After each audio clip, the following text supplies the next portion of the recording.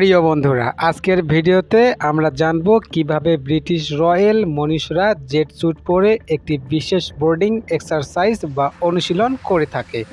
আসুন দেখি কিভাবে তারা আধুনিক প্রযুক্তির সাহায্যে যুদ্ধক্ষেত্রে দ্রুত ও দক্ষতার সাথে অভিযান পরিচালনা করে। রয়্যাল মরিনর্স হলো ব্রিটেনের একটি বিশেষ সামরিক বাহিনী যারা মূলত সমুদ্র ও উপকূলীয় এলাকায় বিশেষ ধরনের যুদ্ধে অংশগ্রহণ করে। তাদের কাজের মধ্যে রয়েছে বন্দুকধারী অভিযান, স্পেশাল অপারেশন এবং বিপজ্জনক পরিবেশে দ্রুত পদক্ষেপ নেওয়া।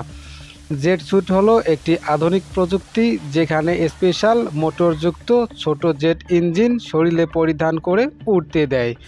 এর সাহায্যে একজন ব্যক্তি মাটির উপর থেকে দ্রুত ওঠে আকাশের কিছুক্ষণের জন্য ভাসতে এবং যে কোনো টার্গেট খুব দ্রুত পৌঁছাতে পারে।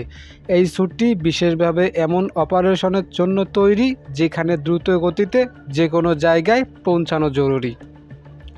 বোর্ডিং এক্সারসাইজ বলতে বোঝায় কোনো জাহাজ, প্লেন বা স্থানতার উপর দ্রুত ও সঠিকভাবে আক্রমণ বা অভিযান পরিচালনার প্রশিক্ষণ।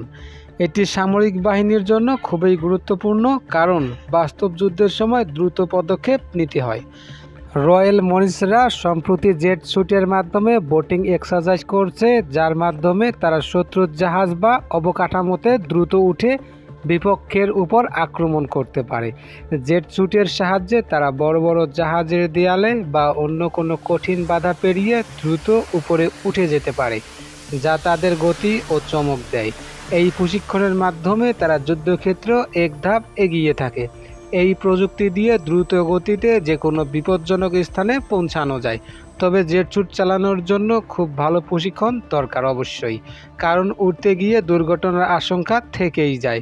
এছাড়া জেট স্যুটের ইঞ্জিন খুব বেশি সময় চালাতে পারে না, তাই এটি শুধুমাত্র ছোট দূরত্বের জন্য উপযুক্ত। বিশ্বের অনেক দেশ এখনও এই প্রযুক্তির উন্নয়নের কাজ করেই চলছে।